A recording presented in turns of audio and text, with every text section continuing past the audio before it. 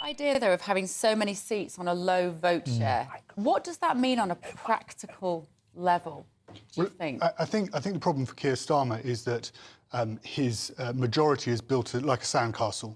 And there is a real danger that we see reform make significant gains in 2029. Now, the problem with Starmerism is that given the mess the country is in, it is a 10-year project. If you think back to Tony Blair in 1997, he came in quite quickly and made some significant domestic reforms. Starmer can't really do that because there's no money. He doesn't have the ability to lay his hands on large amounts of cash to make people better off, to invest in public services like the NHS, to reform. And these things take time. And I think the danger for Keir Starmer and danger for Labour is they all get very self-congratulatory. They start slapping themselves on the back that they've won this big landslide, and they go into government and they're not able to deliver. And if you look at the vote share of reform, particularly in Labour seats, well, traditionally Labour seats that Labour have won, that actually the reform vote share has gone up significantly. I'm thinking up in Houghton and Sunderland. I think they got something like 29% of the vote share in reform. And there's a real danger that if Keir Starmer doesn't deliver quickly, and it's going to be very difficult to deliver quickly given the state of the public finances, that actually Nigel Farage is going to make significant gains in 2029. And let's bring Matt in on that, because, of course, Nigel Farage said in his acceptance speech, I'm coming after Labour now. The share of the vote, did they get 4 million votes? Reform nationally. Night? So Reform, overall, the vote's gone up 13%. But what's happened is the Conservatives have basically collapsed in the most pro-Brexit parts of the country. So, if you look at the less Brexity seats, the Conservative vote share's gone down 12 points. But get this, it's gone down by nearly 30 points in the most pro-Brexit seats. So what's happened in those areas is that big Boris Johnson coalition, working-class voters, older voters, culturally conservative voters, very sceptical about mass immigration, anxious about the small votes.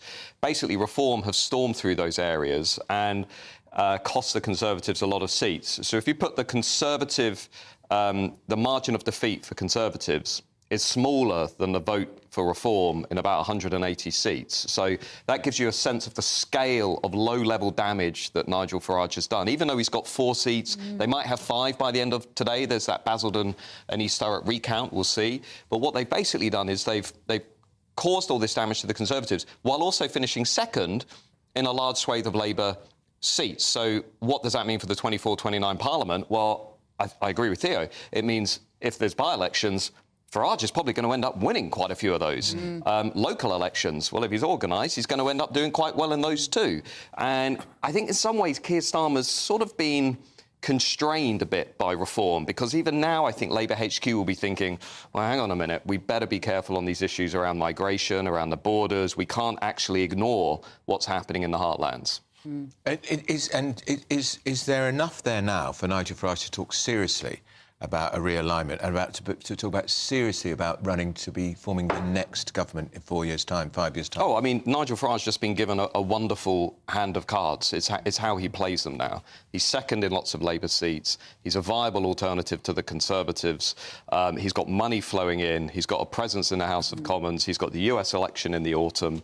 Much of Europe is swinging to the right. And again, look at this election through international wins. Incumbent governments getting smashed because of inflation and a cost of living crisis. And populist parties doing really well. Voters very anxious about immigration. Labour are going to be watched very closely on that issue. They've got to get that right. And, of course, Scotland. Here's one thing to consider. Labour's vote in England, it went up 0.6%. There is no mass enthusiasm for this Labour government in England. It only surged in Scotland because people were so hacked off with the SNP. It went down in Wales. It actually retreated in Wales. So when I look at Keir Starmer, and I think this guy's got 35-36% of the national vote, this is not Blair in 97, 2001, 05. This is a very different kind of majority. The other crucial difference, I think, and I agree with absolutely that, and Scotland is particularly interesting, because in Scotland, Labour went home, having drifted off and gone to the SNP and played those games and talking about independence for a while.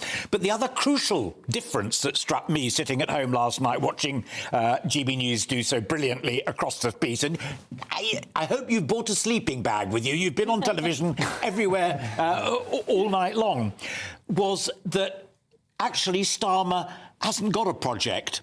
I remember, as do you and you all very clearly, Blair had a very clear coherent project, which was worked out with intellectual giants like Charles Clarke and John Reed and Peter Mandelson, and he set about doing it with a big majority. Margaret Thatcher also had a big project, which was worked out with John Hoskins, a whole bunch of people on the right who'd worked out what needed to be done, labour reform, supply sides of reform, monetarism, all the rest of it. The only person who had a great night last night who's got a project is Nigel Farage, and that manifesto from the UK Reform Party is exactly what Liz Truss wanted to do, but wanted to try and do it better. And if the Leicester Conservative Party grasp an awful lot of that from Nigel Farage and Tice, then I think they will be in deep, deep trouble. Yeah, and there will be, I can already hear the siren voices. I heard George Osborne today, the former Chancellor, who's no longer in Parliament, say, oh, well, if they try and compete with Nigel Farage, they're doomed. Well, hang on, they look pretty doomed already.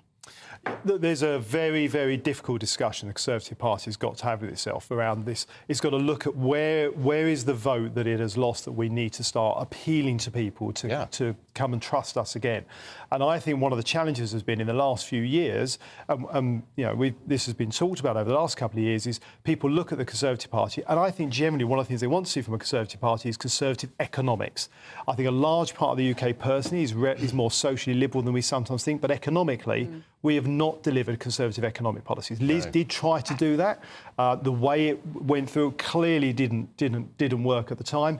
But those basic policies of getting tax down for people so they have more money in their pocket, more control over their own decisions, and government getting out of the way a bit is something that's been at the heart of the Conservative Party, is our lifeblood. And we've walked away from that. And the public, therefore, look at a Conservative Party over the last couple of years and say, but where's the Conservative policy? Yes, right. But I think part of the problem, though, is that when it came to the manifestos, I mean, the Reform Party's manifesto was fantasy economics. It didn't add up. He did admit that, though, for us. Yeah, but how can the Tory party, the party of financial prudence, the party of looking after our finances, coming off the back of Liz Truss, suddenly embrace Nigel Farage's Reform Party manifesto when it comes to economics? This man wants to raise the income tax threshold to 20 grand. I don't understand how you get the sums to add up. They don't add up. They don't need to add up.